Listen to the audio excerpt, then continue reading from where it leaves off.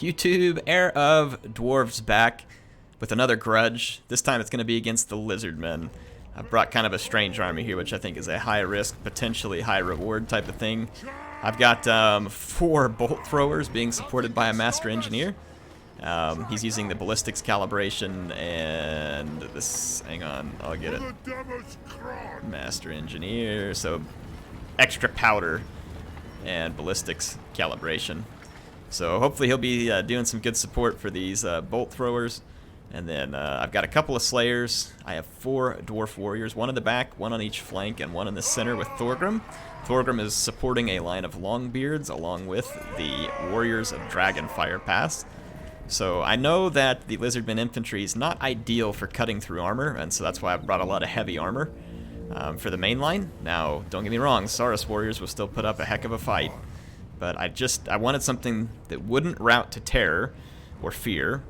And here's a good reason why. Croxagores and a Bastillodon. So I can't route to the fear and terror, else my front line will fall apart. So Longbeards are a solid choice. And then I didn't bring the great weapons because, yeah, I mean, sure, Saurus warriors have enough, armor that the great weapons can be helpful. And maybe that is what I should have brought. Be curious to see what you all think. But these were cheaper and are going to provide me a heavy melee defense front line because I want them to last longer. Crockgar's out here riding on a cold one. Just popped open a cold one. He's got some fire leech bolas that wanted to come in and do a little bit of skirmishing, but the Lizardmen player's gotten pretty hasty here. Bolt throwers have a bonus versus large and armor piercing, and they're being supported by the master engineer at this point. So definitely not an idea to be sitting there going toe-to-toe with 4 bolt throwers, and he decides against it pretty quickly. And then my next target becomes the Bastillodon, because I don't want this thing to be able to heal Crockgar or any other unit, including itself. So the bolt throwers are going to start targeting it. And because of my long range, I can do quite a bit of damage before the Lizardmen ever even get into combat. He may have wanted to consider taking this Bastillodon and approaching through the woods to get some cover from the bolt throwers. It wouldn't have blocked everything, but it would have done quite a bit, because you can see that the bolt throwers can cause a lot of damage, especially stuff like these Croxagores as well. Here in a moment, I actually start focusing all the bolt throwers on the Bastillodon, and you're going to see that it starts ripping them up pretty quickly. So let's check this out. Get another volley of bolts coming in here. Yeah, I mean, he's taking a pretty savage beating here. The Saurus warriors are going to come in, again, disrupting their charge with miners, and it works fairly well this time.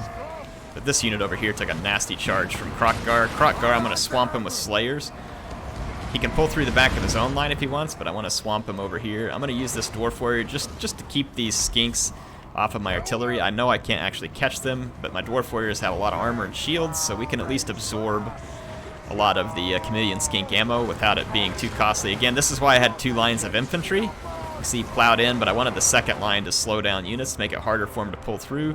Just an extra unit on the flank that we don't need here right now. I'll move it in briefly. Again, just keeping these guys off my artillery. He brought his fire leech bolas in, and since I'd killed the Bastillodon with the other units, so actually I'm chasing it off. It's about to die. So again, watch the damage that this thing takes from bolt throwers. So here comes the bolts. Yeah. So Bastillodon down. Then the fire leech bolas were getting shot up, so he charged into combat. So I'm going to use my master engineer and some slayers, and we should be able to kill these pterodon riders now. And then I can use my extra unit of dwarf warriors to just reinforce against Crockgar, because on this flank, he's causing a lot of damage to me with this Chameleon Skinks. It's definitely problematic for me. But again, here I'm making him waste his ammo on the dwarf warrior, which is actually a decent trade for me because the Chameleon Skinks cost more. And if this uses up all of his ammo, then I'm actually okay with that right now. The bolt throwers, I'm now going to focus down his Skink Chief. If he flew around and kept moving, then I wouldn't be able to do much to him, and he does indeed not want to just sit there and get shot out of the sky, which is a smart choice, but he took a beating coming in. So he's also going to come land and get into combat with me. But I'm going to send the Slayers over there to greet him as well. And the lack of armor on these types of units is definitely going to hurt them whenever Slayers get into the mix. Fire Leech Bolas came back. They managed to pull out and try and do another charge, but it's not going to stop my artillery at this point. The artillery has succeeded, and now that they're free of flying creatures, we're we're going to focus down the Croxigors. So you can see the Croxigors are such a large unit that the bolt throwers are able to fire over the top of their own men and pretty consistently get hits. You see that Croxigor got hit with the bolts, taken down, and here comes even more bolts. So you're going to see the Croxigor start to drop pretty quickly. Again, armor piercing, anti-large, it's a 30 bonus versus large. So these Croxigors got absolutely owned. But Thorgrym's in the way over here, and so these Croxigors won't be so easy to hit. So I'm kind of out of targets, honestly, at the moment for the bolt throwers. Look at these chameleon skinks. They've spent all their ammunition, and I still got 41 warriors left. So again, that's actually worth it for me. I'm okay with that.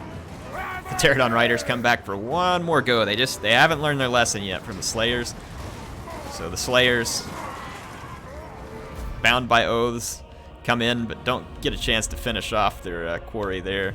Thorgrym and his army's gonna end up being successful here, able to bring down the Lizardmen in this case. Now, there's a lot of things the Lizardmen could have done here that would have made this terribly challenging for me. First of all, if they would have had multiple dinosaurs, like cheap Bastillodons, it would have been very difficult for me to keep these bolt throwers firing. I could have caused a lot of damage to him on the way in. But again, if he has enough, Saurus warriors can hold the front for a long time, so I'm honestly not entirely sure why he didn't send his Croxigors to the flank and then send his chameleon skinks all the way around the back. And then if he would have just been a little more patient with the fire leech bolas, eventually, he could have gotten some of his units in to my back lines, and this temple guard actually spent a whole lot of time out in front not doing anything. So his Saurus warriors, again, you can see they were doing decent. None of them were dead.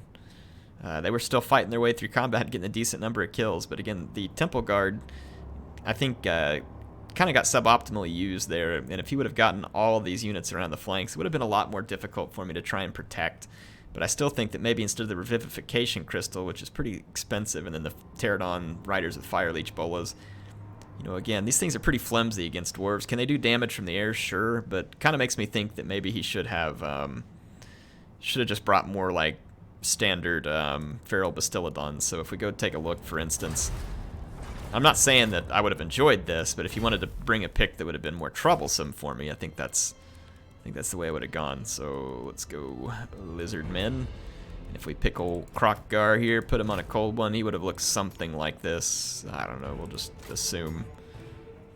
I didn't see the shotgun go off, so we'll leave him like that. So Skink Chief, Pterodon, don't know what his abilities were, but I mean, that one's kind of pointless, so we'll just assume he didn't have that. But there's your cheap Skink Chief. He had a line of Saurus warriors with shields, and then he had a temple guard.